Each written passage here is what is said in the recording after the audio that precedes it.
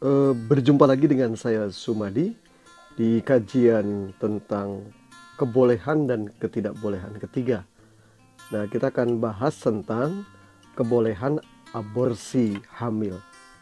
Ya pasti ya, aborsi pasti untuk orang yang hamil, bukan orang yang agak buncit seperti saya dan teman-teman saya yang laki-laki. Nah, aborsi ini tentu untuk perempuan yang hamil.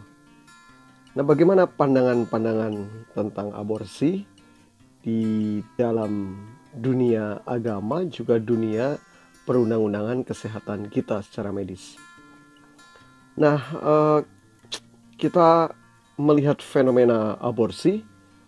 Jadi dalam catatan BBC, dalam pemberitaan BBC, penelitian tentang aborsi bahwa 25% kehamilan itu digugurkan. Jadi setiap tahun 1 dari setiap 4 kehamilan berakhir dengan aborsi. Begitu perkiraan yang didasarkan studi Organisasi Kesehatan Dunia WHO dan Institute Guttmacher. Laporan yang dimuat di Lancet menyebutkan sebanyak 56 juta perempuan melakukan aborsi setiap tahun, lebih tinggi dari perkiraan sebelumnya. Para peneliti juga membenarkan tingkat aborsi di negara-negara kaya menurun, tapi memperingatkan di wilayah-wilayah miskin keadaannya tetap buruk selama 15 tahun terakhir. Kemudian data lain menyebutkan 2,3 juta kasus aborsi per tahun, 30% dilakukan oleh remaja. Nah, lalu apa sih yang dimaksud dengan aborsi?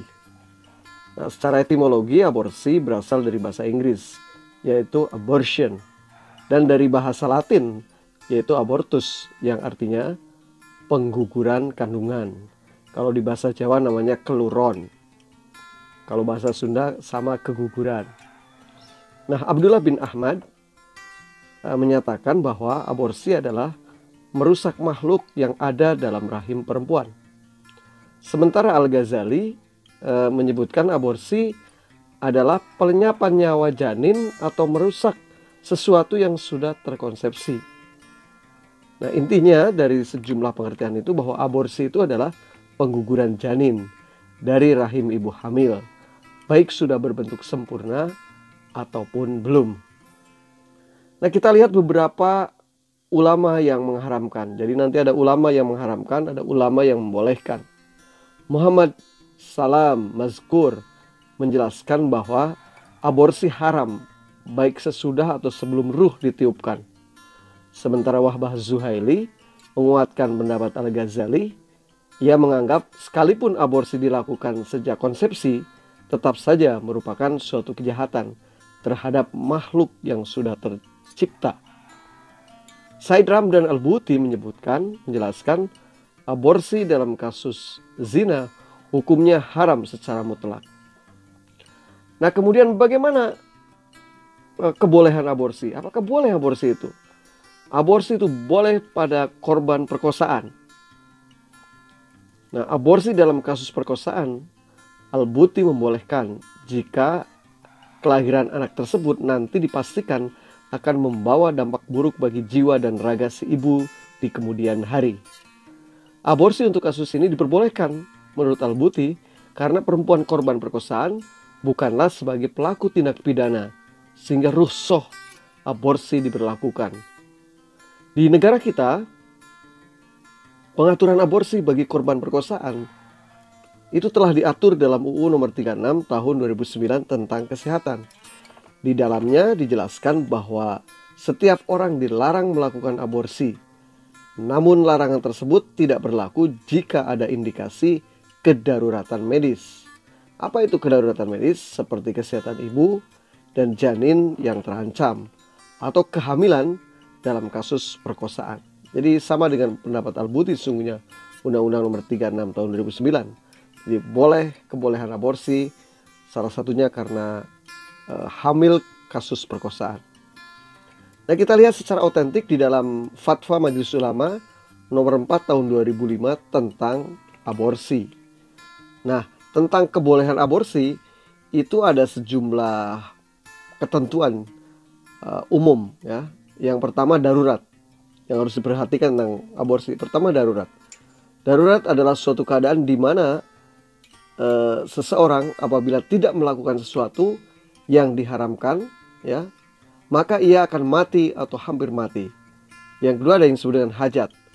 Adalah suatu keadaan di mana seseorang apabila tidak melakukan sesuatu yang diharamkan, maka ia akan mengalami kesulitan berat. Nah, ketentuan hukumnya tentang aborsi ini menurut fatwa MUI, aborsi haram hukumnya sejak terjadinya implantasi blastosis ya pada dinding rahim ibu. Nah, jadi haram sejak itu. Nah, kemudian jadi kalau fatwa MUI itu ada haram, ada dibolehkan. Aborsi dibolehkan karena ada uzur baik yang bersifat darurat maupun hajat yang sudah kita terangkan sebelumnya. Keadaan darurat yang berkaitan dengan kehamilan yang kemudian itu membolehkan aborsi adalah perempuan hamil menderita sakit fisik berat seperti kanker stadium lanjut, TBC dengan kaverna dan penyakit-penyakit fisik berat lainnya yang harus ditetapkan oleh tim dokter. Yang kedua, darurat itu dalam keadaan di mana kehamilan akan mengancam nyawa si ibu. Nah, kemudian yang kedua, aborsi boleh dalam keadaan hajat yang berkaitan dengan kehamilan yang dapat membolehkan aborsi dalam keadaan hajat ini adalah pertama, janin yang dikandung dideteksi menderita cacat genetik yang kalau lahir kelak sulit disembuhkan. Yang kedua, kehamilan akibat perkosaan. Nah, yang ditetapkan oleh tim yang berwenang yang di dalamnya terdapat antara lain keluarga korban, dokter, dan ulama. Kebolehan aborsi sebagaimana dimaksud huruf B dalam fatwa ulama ini harus dilakukan sebelum janin 40 hari. Nah, aborsi yang diperbolehkan karena uzur sebagaimana pada angka 2 hanya boleh dilaksanakan di fasilitas kesehatan yang ditunjuk oleh pemerintah. Aborsi haram hukumnya dilakukan pada kehamilan yang terjadi pada akibat zina. Dan demikian fatwa MUI. Jadi ada yang mengharamkan tetapi kemudian ada kebolehan-kebolehan aborsi, yaitu karena darurat dan hajat.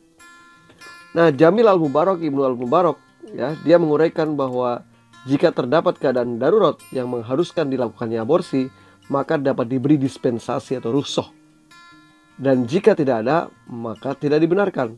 Hukum ini berlaku baik sebelum ataupun sesudah ditiupkannya ruh. Jadi menurut Jamil Al-Mubarak, jika keadaannya darurat, maka kapanpun bisa dilakukan aborsi. Tapi tentunya sesuai dengan rekomendasi tim medis ya, atau protokol medis lah begitu kira-kira. Kemudian sama alasan medis, Quraish Shihab menjelaskan aborsi dilarang meskipun belum berumur 120 hari.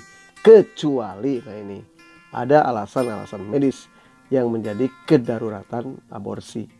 Nah, kesimpulan dari pembahasan ini memang aborsi itu dilarang hukum dasarnya, tetapi dibolehkan dalam keadaan tadi darurat dan hajat. Salah satunya adalah karena korban perkosaan sehingga kehamilannya tidak diharapkan.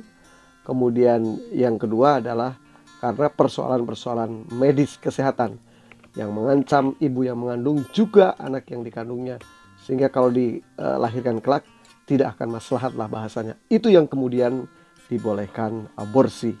Terima kasih. Mari kita berdiskusi di kajian kebolehan dan ketidakbolehan.